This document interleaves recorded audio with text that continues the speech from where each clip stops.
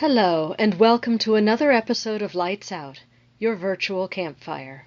I'm your hostess with the mostest ghosties, Sylvia Shults. I love to travel to investigate different haunted places, but what's even better is running across a haunted place when I'm out and about for something entirely different. Stumbling across a haunted place makes my trip even more exciting. I did just that on my trip to Plymouth, Massachusetts. Grab your camping lanterns and let's go lights out. Plymouth is one of the oldest towns in America. The Pilgrims landed there in 1620, and ever since then its origins have been draped in the shadows of mythology. And where you have history, you also have ghosts. Janice Williams knows this. She, lucky thing, is the leader of Dead of Night ghost tours in Plymouth. And according to the website, deadofnightghosttours.com, the tour business actually came about with a little help from the other side. On her About Me page, Janice says that in a dream she heard her best friend's deceased mother talking with her. The only words she could remember at the time were ghost tour.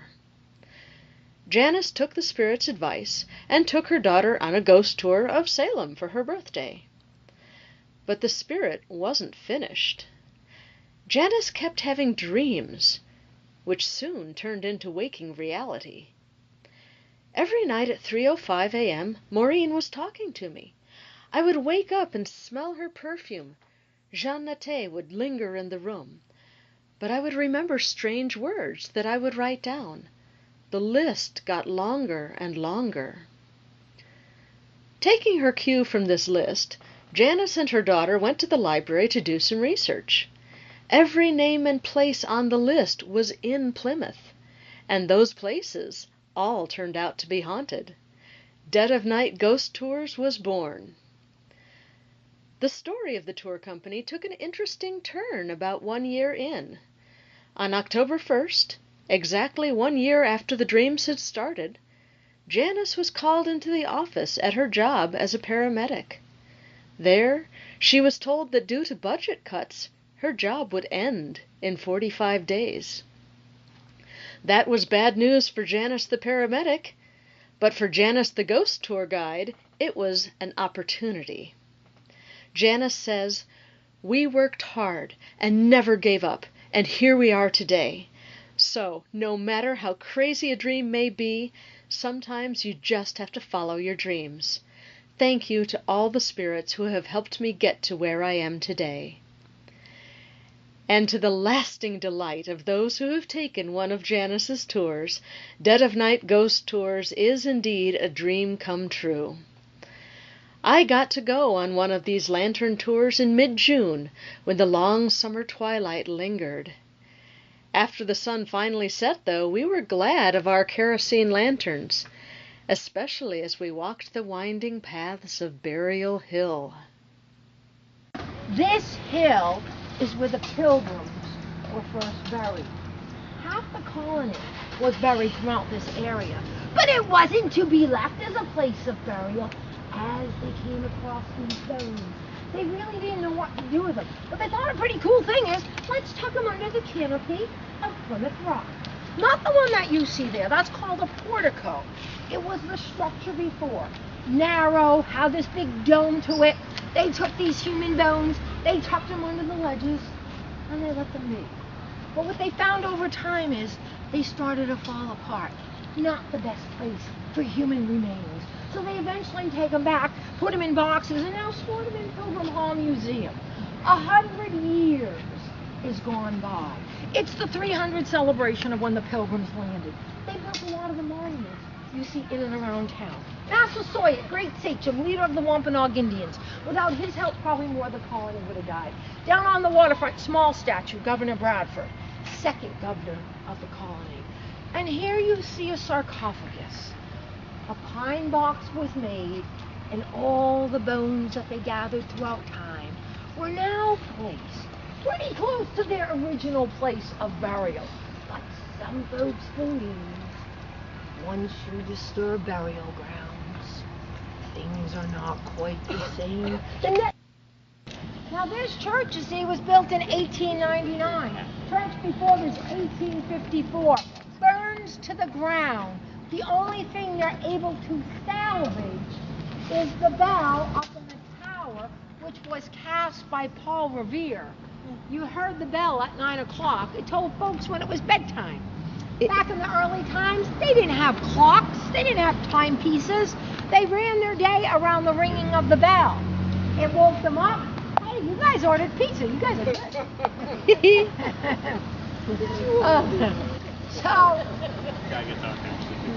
I know.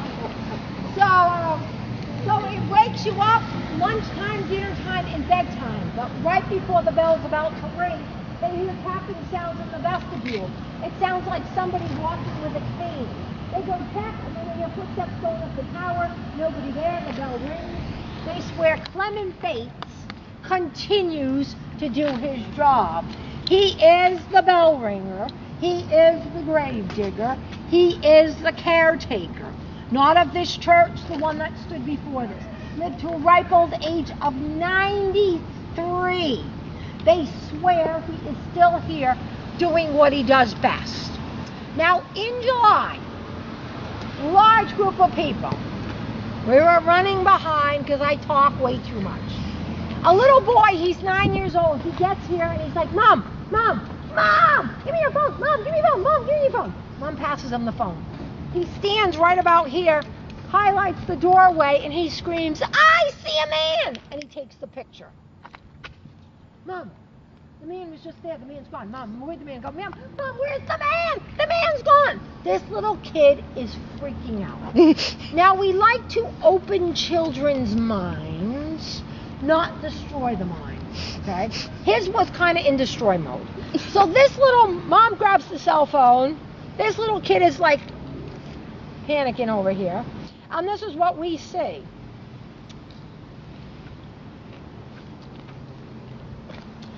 Now you see the people walking on the side.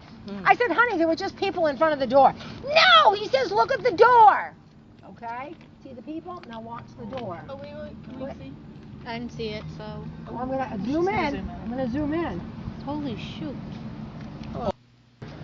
Soon as I saw this, I researched a tombstone 15 years ago. That's crazy. The tombstone says she dies, her name is Sally Robbins, and she dies from a fall from a chaise.